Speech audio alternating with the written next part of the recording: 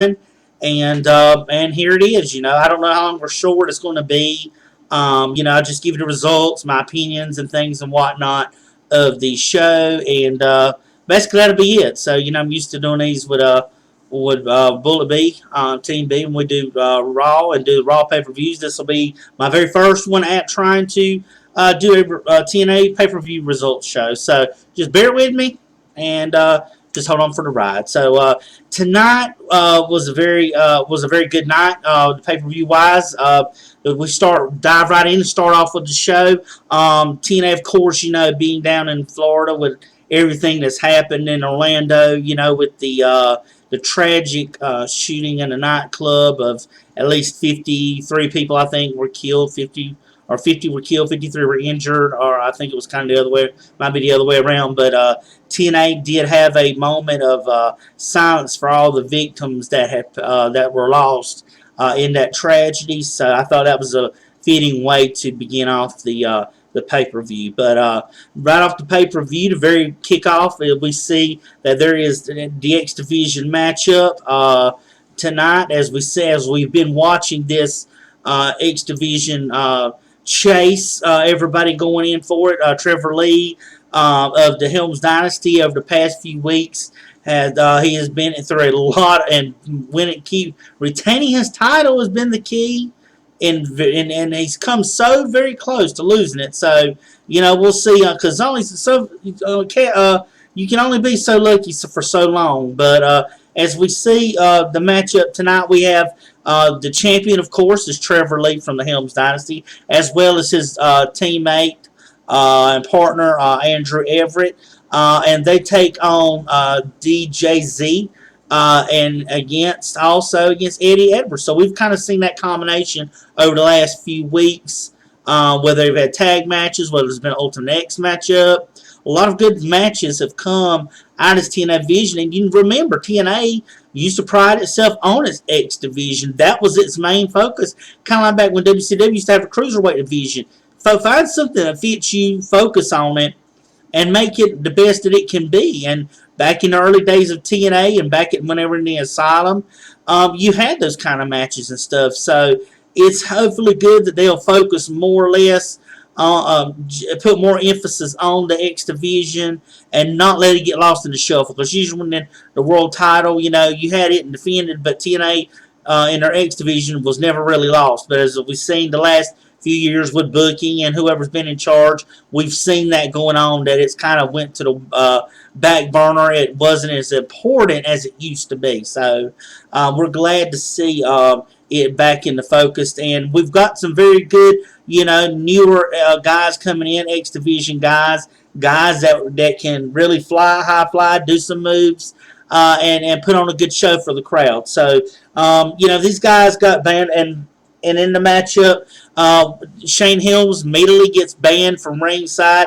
which of course has to be the case because, as you remember, over the last few weeks, he's interfered in every single matchup that X Division title has been there. So we know that he's going to try everything he can to keep that title within the Helms Dynasty. But yet in this matchup in the pay-per-view, he is ejected. He is no longer he is banned from ringside. So that's a good thing. At least you're going to get a good match, and hopefully whoever wins will win it fair and square with no interference from him. So, basically the match starts off even before the bell goes off. These guys go at it. They're not wasting any time going at it, and they talking about the story about the X Division.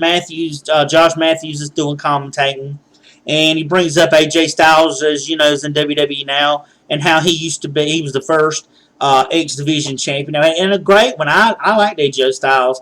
AJ Styles is one of my favorite wrestlers on TNA. He was like their guy until he went to Ring of Honor. He went to Ring of Honor New Japan. Now he's in WWE. So they make mention of that too.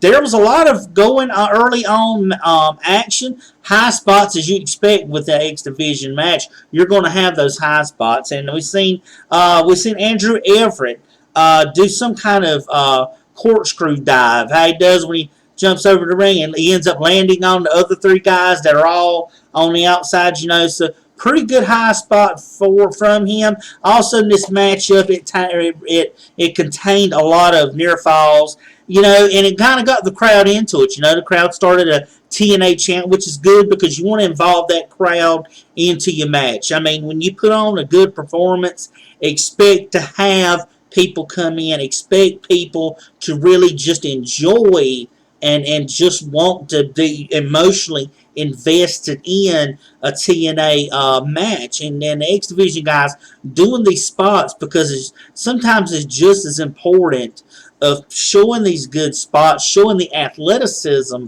of a wrestler just as much as it is of selling. There's all integral parts of a matchup and getting the audience's attention. But in this instance, I think hitting the high spots and stuff, it gets the crowd in. It's not a stale, boring, technical match. Today's fans don't really care much for those long matches in the 80s. They couldn't sit through it. You think some of the matches today, people kind of just chant whatever at because it's not a high-spotted match. It's a basic mat, technical ground game, and people just aren't used to that anymore. Everybody's got a spot somewhere they try to hit, and they hit it. So TNA chant starts up, and it ends up Eddie Edwards gets the pinfall with a roll-up win for his first ever X Division title of his career. So that was a good match. It was a good paced match, a lot of speed in it. And congratulations to Eddie Edwards. He's been out for so long, and with Davey Richards being out, and it's good to see Eddie Edwards get in because Eddie Edwards, will be a really good X Division champion. So congratulations, Eddie Edwards. Very first matchup of the night, we already have a brand new champion. So that's great to say, and great to see. Excuse me. We see backstage EC3, cuts a promo. And he's like, well, everything kind of boils down, comes to a head now. His whole road of redemption, all that he's went through Rockstar Spud, Cyrus, all these guys that he has went against, Matt Hardy, he has done everything to finally come back and get this matchup against the Miracle Mike Bennett. So we see that tonight, because he tells Mike Bennett, because Mike Bennett tries to act like he's this future Hall of Famer. He's going to do this and he's going to do that and whatnot. And EC3 calls him a false prophet, and he tries to get the fans, of course, to sing his song. But, sometimes the fans just don't want to join along. That's just how they are. But anyway, we come up to our second match of the night, and it involves Shera and Grotto. Remember, we've had those two come out last week, and we had that 5-man, 10-man tag matchup. So we see those two taking on Baron Dax and Basil Baraka. Those guys that we were talking about before, that Al Snow was blowing out annoying and whistle. That's his team. And it shows Al Snow talking before cutting a promo, and he's talking about how Donald Trump is his hero. So apparently, they're trying to draw heat, and apparently Donald Trump, like everywhere else, is going to garner some heat. And he borrows one of Trump's lines and said that his team is going to make wrestling great again. That's his words, so we know where he got that from. But Grotto got beat down in the beginning, but then he made the comeback, as a good babyface will do. He'll get beat down, but then he'll come back, and even did a old throwback to the Dusty Rose elbow. Remember, Dusty used to do that elbow. He does one of those, and again, Al Snow's blowing that whistle. I wish somebody would literally take that whistle from him. And that was just done. Grotto thankfully took that whistle. I mean, that thing is so annoying with Snow blowing it last week throughout the match. And I'm just so glad that he didn't have to do that this whole match. But Grotto stole it, and then they're going back and forth in the matchup, and then we see Grotto and Shera both do the Dusty Elbows, so maybe he's going to incorporate that into his repertoire of his arsenal, if you may, of moves. And Grotto actually, he had to match one. It was getting down to he had to match one. Then of course, as always, the great Al Snow distracts the ref, and then what do you know? What guess what happens when the referee gets distracted? Of course, his team, which is Dax, ends up getting the pin on Grotto. So, of course, what can you really expect here? You got to have your, a tag team match in, decent match, nothing really hoopla about, but it served a purpose. So maybe they're going to go further down in a feud with this. So we see Grotto and Sheriff fall, a very close one. Of course, Al Snow in with the interference, costs and allows his team to be able to get the win. So as we see. Dax and Baraka, I believe that's how you pronounce his name, pick up the win without Snow interference from the referee. So we come back and there's a backstage statement, a backstage segment, excuse me, with James Storm and it's Braxton Sutter. Remember, Braxton Sutter made his first Impact debut last week as he faced that guy Brooke Callis, I believe was his name. But like I said, that was a debut match, and it was a jobber, so it's to make him look good and whatnot, And so, as we see, Maria comes out, and breaking news, fans, just to let you know, she's not going to fight in the matchup. Part of the TNA news for this week was that she had a broken hand, and she wouldn't be able to come out. So, we see Allie and Maria both, though, come out, of course.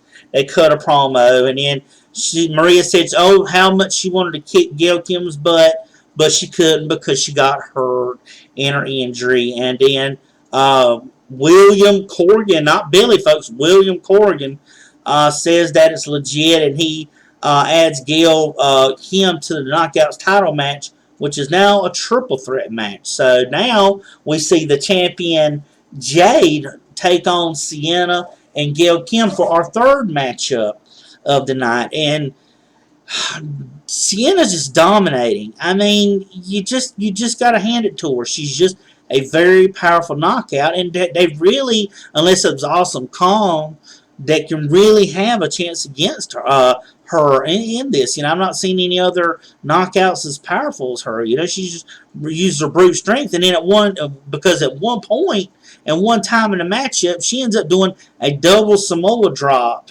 to Gail and to Jade. So, and Gail, of course, she not long now. She had her own bright spots of it. She did her own, had her own little moments in the matchup, and she ended up getting and doing the Frankensteiner from the top rope on the Jade, and then and the match comes down to it. Sienna ends up hitting her finisher on Jade, and then Gail Kim nails Jade and has the match won until, guess what, folks? Surprise, surprise, Allie interferes. And then Marty Bell attacked Jade, and Sienna ended up getting the win to become the new women's, new knockout. I don't know why I said women's. I'm just thinking women's. New knockouts champion. So here we are again. We are 3 matches in already, folks. And we already have 2 new champions. 2 new champions going on. So it looks like this is kind of a foreshadowing of some sorts, maybe, as we've done seeing 2 champions crowned tonight. Backstage, we're seeing Lashley, and Lashley's cutting a promo, and of course he's telling Borash to announce him as the new world's champion, because that's what he's going to be, and he's going to prove it now, blah, blah, blah, blah, blah. So, up next, we see yet again James Storm come out, and, he was talking about how he was a part of the first Slammiversary and stuff, and, and it being Orlando, the crowd's getting into it, and they start breaking out in an Orlando chant, and that's a good thing. But now we see that James Storm in our 4th matchup, which really didn't see much build-up to this one at all, kind of surprised in this.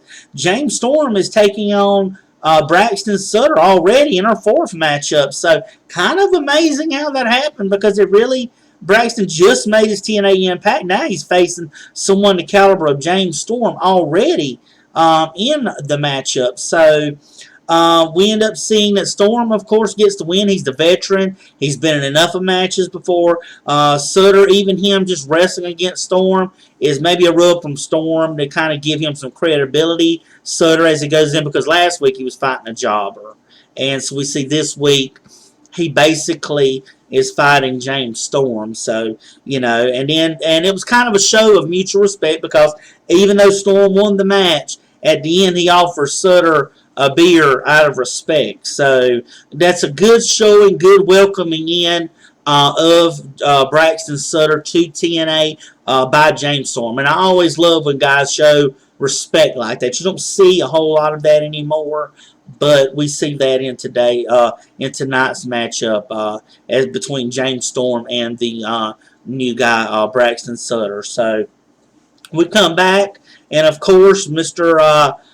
King of the Mountain, Eli Drake, he's being interviewed in the back by Jeremy Borash, which from hearing, it's a good promo he cut, which is always. Eli Drake can talk on the mic. I like Eli Drake. I think he's beginning one of the rising stars. If they keep him going right, he can cut good promos. He can pretty much wrestle pretty decent. Keep going with that. Stick with that, TNA. Keep these guys and let them tell stories and let them sell themselves, Let the crowd boo them. The whole dummy button thing, I think, is just so funny, because every time he hits that button, it says, dummy, dummy, dummy. And it's just funny, but just sell that. Continue on. The man's got something going here. So, which leads us into our fifth matchup of the night. This is for the TNA King of the Mountain title. We have the champion, obvious champion, Eli Drake. He is in his rematch against the former King of the Mountain title, which is Bram. And these two kind of had a rough run in the last few weeks with each other. By him not being allowed on the show, the fact of life last week, it being a Champions Edition matchup show, and just by his dogging of Bram. And then Bram last week, when they got in that before they got in that 10-man tag, we seen Bram take down Eli Drake. So this has been a good feud for this. It's kind of showed Eli coming to his own as champion. Bram is the one that tries to get so close and just almost has his hand on it. So we see here in the matchup as Eli at the very beginning, like he did the last time, tries to get out and leave and go to the ring and walk out. We knew that was going to happen. We knew that was what was going to be the case when it started off. But the funny thing was, Bram, of course, you think Bram's going to watch the man go? No, he went after him. Of course he's going to go after him, and it was just back and forth. And then Eli ended up catching him and backdropping him on the concrete floor. And like I said last week, folks, excuse me, sometimes it's either a backdrop on the concrete, the rock bottom on the steel steps, always something like that that can change the momentum of a matchup, or allow someone to gain control of it. And of course, this allows him to gain Eli Drake to gain control of Bram in the matchup. Drake ends up retaining the title. Not a lot of crowd heat. The crowds are very, very sketchy with TNA. But like I said, they need to go live. They need to go once a week. They need to film once a week instead of 4 shows in one night or 2 nights. Make it interesting, TNA. You've got guys now, a company in there now that's going to give you money. That group that bought them, they bought them out, but somehow Dixie still majority owner, but they own TNA, the name. Excuse me. But change it up. You guys got to do something better. Your crowds are dropped off. I can almost count on my fingers and toes the viewers that you're getting, because you're not allowing changes and creative stuff to happen to make your product better. You can be better. You can be way better than what you are. Be what you were when TNA was doing good in the early days. Just go back to that. Go back to what makes you set aside. Don't try to copycat other promotions. Do what makes best for you. You've got the talent to do it. You just got to get the writers and creative and stuff to turn around and put something to it. So We come back to it, and of course, the Miracle Mike Bennett is cutting a promo backstage, and he's telling EC3, "Oh, you're such a spoiled rich kid," and he's went back when he was heel. He was playing up on a rich guy from. Remember, he was a Carter, he's Dixie, Ken of Dixie, and all. So they had money, and he brings that up to the forefront. And he's a spoiled rich kid and stuff, and then Mike Bennett talks about how he is unstoppable, can't be stopped, and that he did what basically nobody else has been able to do, and that was pin EC3, which we understand why that happened. You know why that happened when he made his debut. So that's kind of a promo and fighting words, as they say, in the matchup leading up to that. So, which does lead us into our sixth matchup of the night. This is the Road to Redemption match for EC3. He's got to do something now and do it, because this is what he wanted. He's been waiting for a month now. He's been fighting, like I said, Spud and Cyrus and all these other guys, Matt Hardy. Now he's got what he's wanting. Now he's got to really do and take care of business. He's got to. So, the crowd, EC3 was trying to get the crowd to. The crowd was trying to sing his song, which just, it was just horrible. Which is just terrible. I mean, that crowd really is a horrible crowd. I wish they could maybe go to a different arena or somewhere else where they can get some fresh, new, energetic crowd, because their crowds are always just horrible. I mean, with matchups. And not to knock on, and speaking of that, folks, and not really knocking on that, but when they came to Fayetteville, North Carolina, a few years back, me and Bullet B, Team B, attended a TNA event, and the crowd was really good. It was so good that I know that they had mentioned that they may do a pay-per-view in Fayetteville, and they done some tapings, and Fayetteville has a great crowd, great hot. I mean, this is the South. You're going to have great crowd reaction. This is wrestling territory. This is, we grew up on wrestling. This is what we liked. It was NASCAR and wrestling growing up. That's what you liked when you were here. But but that's just the way they did it. But anyway, getting back to it, they just could not wait to get their hands on each other, to get in the ring, to get their hands on each other. So they ended up basically brawling on the outside, much like they do. And I like that, folks. Like I said last week, don't wait for them to get in there. Just start right at it. Beat them down a little bit. Take advantage of it. Send him throw him into the ring, get the match started, which is basically what they did. And, the referee's count was so slow. It really was. And, and Bennett got the best of EC3 on the outside, because he ended up DDTing EC3 on the concrete floor. So that concrete floor really is paying its dividends tonight. And EC3 ended up getting, once he got back in, he did a rolling German suplex, and of course Maria gets involved in the matchup as if she doesn't already do it. And the crowd are so fed up with it. They knew if she's not going to be in her matchup, and there's no sense in her being out there. And I agree with that. I understand maybe she couldn't help it, but still, it got so bad the crowd was wanting her to get thrown out. Crowd was cheering for, please throw her out. And the Miracle Mike Bennett ended up slamming EC3 on a chair, but EC3 was reluctant enough to kick out. Good kick out by Instincts. And then EC3 ends up hitting another 1%er on the Miracle Mike Bennett. And this time he gets his redemption, because he does get the 1, the 2, the 3. So we see that basically come down to it, as EC3 does get his redemption. It is a pretty good matchup all the way through, back and forth action, different spots in it, as I say. Of course, Maria, when she's out there, they're going to have interference. You can best believe when someone's outside, you're always going to have interference of some sort. So congrats to EC3. It's been a while. He got his redemption back from the Miracle Mike Bennett, and he gets the pinfall. Excuse me, the 1, 2, and 3. Now this matchup, folks, I tell you, we see, before we get started backstage, leading up to it, we see Matt Hardy Oh, Brother Nero. Broken Matt's what they call him. Anyway, he was cutting a promo and he said in his accent that Jeff Hardy was going to pay for his sins. I was thinking he was trying to do Willow's accent.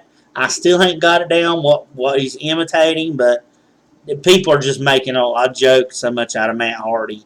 I mean, it really is. If it's not entertaining, it's very sad. So, but he cuts a promo in the back, and he's talking about how Jeff Hardy's going to pay for sins. You know, these guys have had a long-standing feud for the past month or two.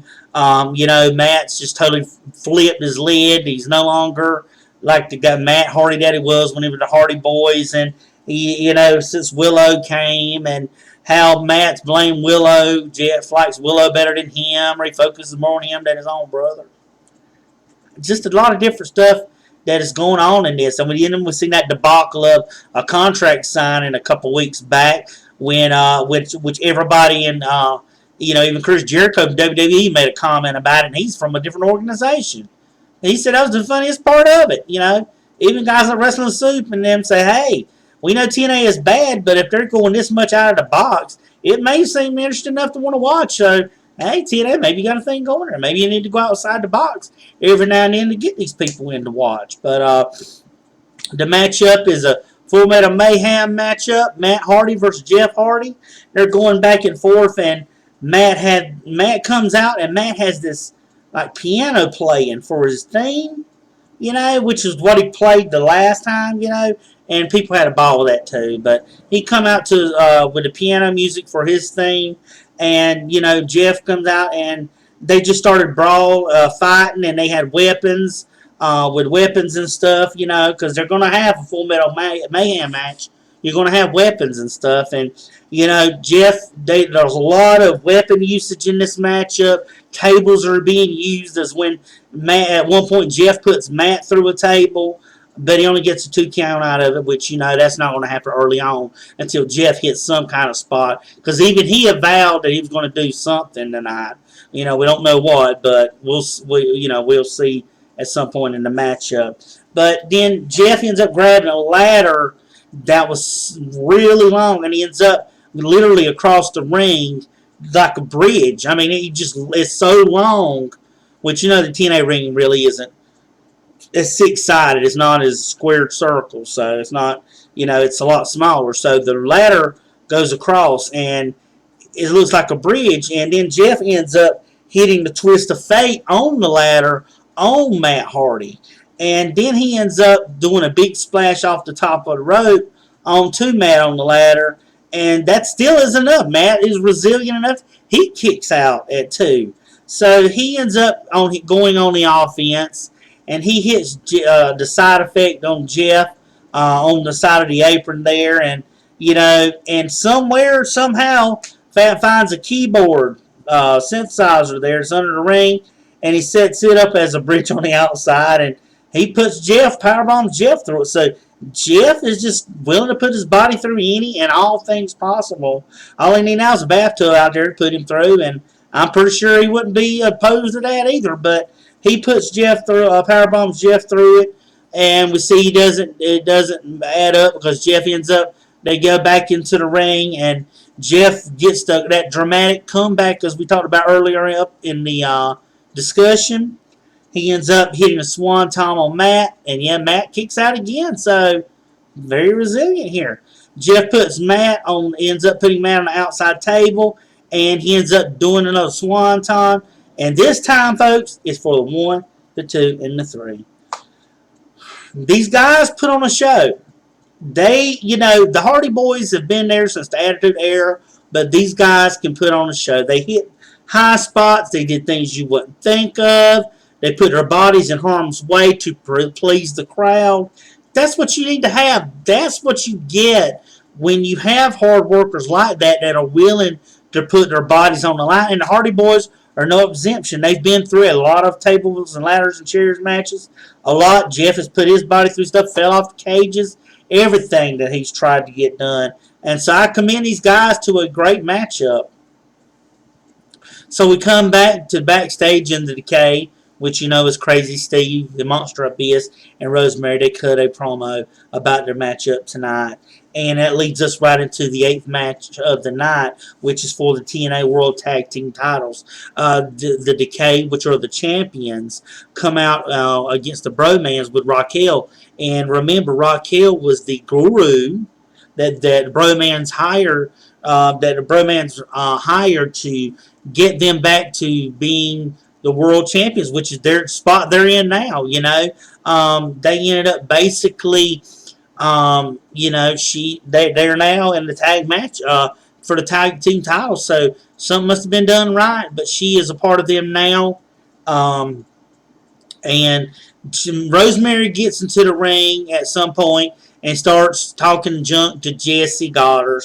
And we know what's going to happen, because he ends up basically picking her up and he throws her onto Abyss and Steve. So, then we see that later on in the matchup, we see Abyss got some mist sprayed his spit in his face, and he gets choke slammed by Steve by mistake because he can't see. So Crazy Steve eventually gets tapped out, but the referee gets pulled out of the ring.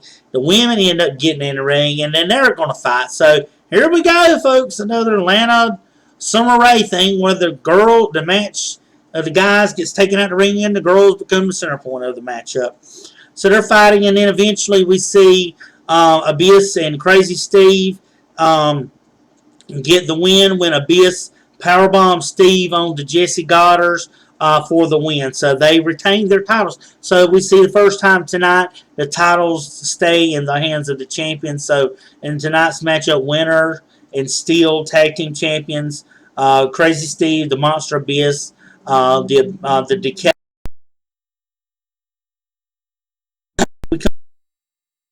First time we see Drew Galloway, and he says that he's seen as the underdog because apparently the Destroyer, Bobby Lashley, is seeming like an overwhelming favorite because of his background, how strong he is, powerful he is, and whatnot. But Drew said, you know what? He said no matter what happens and whatnot, he may be seen as the underdog. But he says no matter what happens tonight, he said he's going to end up prevailing. So I like Drew Galloway being a fighting champion. I think he's been a really good champion, even though WWE didn't see that in him.